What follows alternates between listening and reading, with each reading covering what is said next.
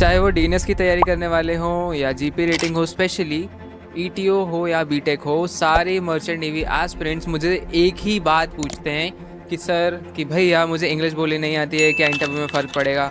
भैया मुझे इंग्लिश में दिक्कत है, क्या इंटरव्यू में दिक्कत आएगी? भैया मुझे इंग्लिश में दिक्कत है तो क्या मैं इंटरव्यू में इस स्पेसिफिक कंपनी में, अपनी ड्रीम कंपनी में सेलेक्ट हो पाऊँगा क्या?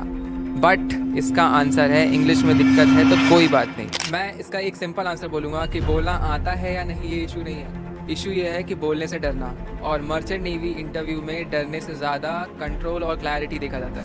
सो hello everyone, this is cadet Mahendra here and welcome back to Pacific Marine Academy YouTube channel. और आज हम इस वीडियो में बात करने वाले हैं कि इंग्लिश का फियर कैसे दूर करें। हमको इंग्लिश से डर लगता है, क्या मर्चेंट नेवी इंटरव्यूज में रियली इंग्लिश में फ्लुएंसी, मास्टरी ये सब देखा जाता है। सो आज की वीडियो में हम बहुत बड़ा फियर क्लियर करने वाले हैं कि इंग्लिश, कॉन्फिडेंस और कम्युनिकेशन का, ये चीज़ों के बारे में हम समझने वाले हैं। सो अगर आपको इन चीज़ों में डाउट है तो you have to watch this video fully. इसका सिंपल सा एक जवाब है कि तुम कोई भी इंटरव्यू देने जाते हो, योर ड्रीम कंपनी एंग्लो हो गई, फ्लीट मैनेजमेंट हो गई, बीएसएम हो गई, स्कॉर्पियो टैंकर्स हो गई, बीडब्ल्यू हो गई, कोई भी कंपनी में तुम इंटरव्यू देने जाते हो, तुम एक सिंपल से आंसर का जवाब दो। क्या वो एक इंग्लिश का टीचर है जो कि इंटरव्यू ले रहा है? नहीं, एक वो मास्टर आदमी है, एक वो प्रोफेशनल इंटरव्यूअर है जो कि तुम्हारा इंटरव्यू लेने जा रहा है, इंटरव्यू ले रहा है तुम्हारा। वो सिर्फ ये चेक करेगा, इस चीज़ को हमेशा क्लियर रखो फॉर कॉन्फिडेंस बिल्डिंग, कि वो ये चीज़ चेक करने वाला है क्या तुम बात को समझ पा रहे हो, क्या तुम क्लियरली रिस्पॉन्ड कर सकते हो, क्या तुम प्रेशर में स्टेबल रहते हो। वो इंग्लिश में भी ये 3 चीज़ चेक करने वाला है, ये चीज़ें क्लियर रखो। क्योंकि शिप पे जाके भी फैंसी इंग्लिश नहीं चाहिए, उनको चाहिए कि आप जो भी बोलो वो क्लियर इंस्ट्रक्शंस होने चाहिए और क्लियरली सामने वाले को समझ में आने चाहिए। इस बात को कैसे समझ सकते हैं कि इंग्लिश एक लैंग्वेज है, लैंग्वेजेस कई हैं, हिंदी है, आपकी मदर टंग भी एक लैंग्वेज है, बट इंग्लिश भी एक लैंग्वेज है। और लैंग्वेज से ज़्यादा इसमें कम्युनिकेशन की स्किल काम आएगी। तुम ब्रोकन इंग्लिश बोल सकते हो लेकिन मैसेज क्लियर होना चाहिए। तुम ब्रोकन इंग्लिश बोल सकते हो बट सामने वाले को तुमने जो मैसेज कन्वे किया है that should be properly clear, point two point. इसीलिए मैं बोल रहा हूँ हमेशा से, हर शॉर्ट वीडियो में मैंने बोला है कि इंग्लिश में फ्लुएंसी चेज मत करो, इंग्लिश में भारी वोकैबुलरी चेज मत करो। तुमने अगर एंग्लो का इंटरव्यू दिया होगा, एक एग्जांपल सेट कर देता हूँ, तुमने अगर एंग्लो का इंटरव्यू दिया होगा या तुम्हारे दोस्तों ने एंग्लो का इंटरव्यू दिया होगा, उनसे जाकर पूछना एंग्लो के इंटरव्यू में जब भी हम ऐसे लिखना स्टार्ट करते हैं ना, तो फर्स्ट स्टेप जो कि वहाँ के इंटरव्यूअर तुमको देते हैं कि don't write heavy words, extra vocabulary, बाहर की वोकैबुलरी, भारी भारी वर्ड्स मत यूज कर देना, सिंपल अंडरस्टैंडेबल होना चाहिए। इसीलिए हमेशा से मेरी ये टिप रही है कि फ्लुएंसी को चेज मत करो, अंडरस्टैंडेबल कम्युनिकेशन को चेज करो। इतनी प्रैक्टिस करो, प्रैक्टिस देखो तुमको करनी पड़ेगी, इतनी प्रैक्टिस करो कि एटलीस्ट जो भी तुम इंग्लिश में कन्वर्सेशन कर रहे हो वो अंडरस्टैंडेबल होनी चाहिए। तुम्हें कॉन्फिडेंस देने के लिए मैं एक चीज़ और बता देता हूँ। अगर तुम सेलेक्ट हो गए as a DNS trainee, BTech trainee, BSc कर रहे हो या तुम जीपी रेटिंग कर रहे हो, जीपी रेटिंग वाले भाई मेरे, अगर तुम सेलेक्ट हो जाते हो, तुम्हारे इन कोर्स में, इन कॉलेज कोर्स में तुम्हें इंग्लिश पढ़ाया जाता है। इंग्लिश में तुम्हारा फर्स्ट चैप्टर होगा एसएमसीपी, स्टैंडर्ड मैरीटाइम कम्युनिकेशन फ्रेज। ये हमें क्या सिखाता है कैडेटशिप के दौरान या कुछ भी कोर्स के दौरान? ये हमें कम्युनिकेशन को सिस्टमैटिकली करना सिखाता है। हमें ये पता चलता है एसएमसीपी से कि कोई हमसे ये एक्सपेक्ट नहीं करता शिप पे जाके कि तुम एकदम फ्लुएंट इंग्लिश बोलो, तुम्हारा एक्सेंट ऐसा होना चाहिए। अगर फॉरेन कंपनी है तो अमेरिकन एक्सेंट होना चाहिए, ऑस्ट्रेलियन एक्सेंट होना चाहिए, ऐसा नहीं होगा। कोई तुमसे ये एक्सपेक्ट नहीं करेगा कि तुम एकदम फ्लुएंट इंग्लिश बोलो वहाँ जाके। बस तुमसे ये एक्सपेक्ट करेगा कि जो भी वो बोल रहा है एटलीस्ट तुम क्लियरली विदाउट एनी कंफ्यूजन समझ पाओ बेसिक इंग्लिश, एसएमसीपी इंग्लिश।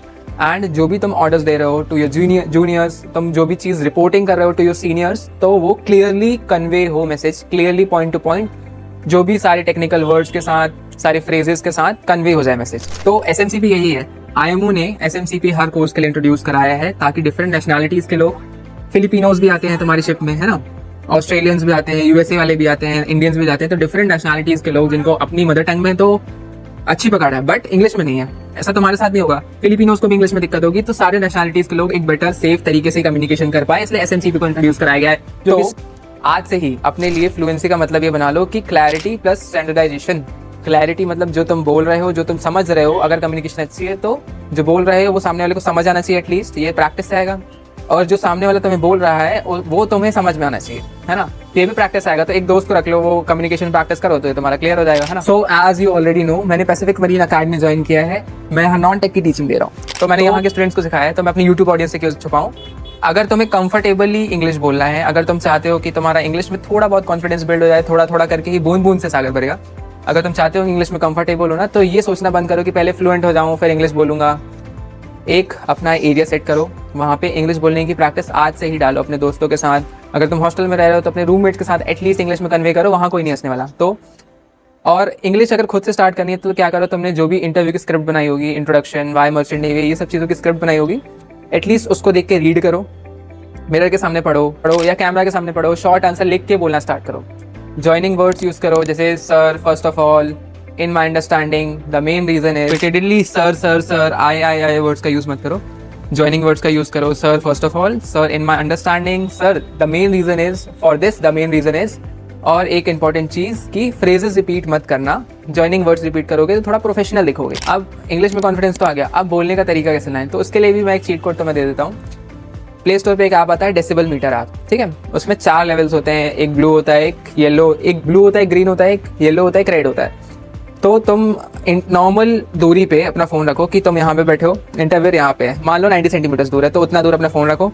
इंटरव्यू की स्क्रिप्ट देख के पढ़ने की आदत डालो, देखो इंटरव्यू की स्क्रिप्ट बोलो।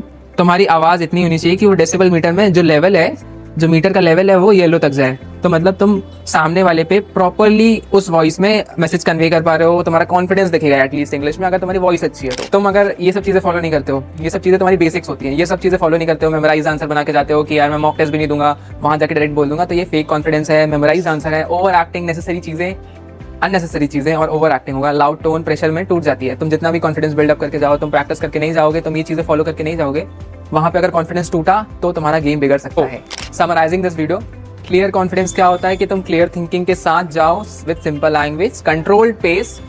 ये मैंने बता दिया क्लियर थिंकिंग कैसे करनी है, मैंने बता दी सिंपल लैंग्वेज कैसे बनानी है, कंट्रोल पेस मतलब डेसिबल मीटर वाला ऐप, तो control pace and control voice तुम्हारी आ जाएगी। और ये बोल पाना कि sir I didn't understand the question, could you please repeat. समझ नहीं आया तो रिपीट करवा लो, इतना कॉन्फिडेंस एटलीस्ट लाओ as a normal human being. तो मर्चेंट नेवी की फील्ड में जाओगे, वो बंदा तुम्हें सेलेक्ट करने वाला है, तो इतना confidence at least you have to build in yourself. मेरी लास्ट टिप जो कि हमेशा से मैंने सबको बताई है, अपने स्टूडेंट्स को बताई है और तुम्हें भी बता रहा हूँ, प्रैक्टिस से ही क्लैरिटी आएगी और क्लैरिटी से ही कॉन्फिडेंस आएगा तुम्हें। ऐसे ही रियल ग्राउंडेड टिप्स और गाइडेंस के लिए stay connected with us and subscribe this channel.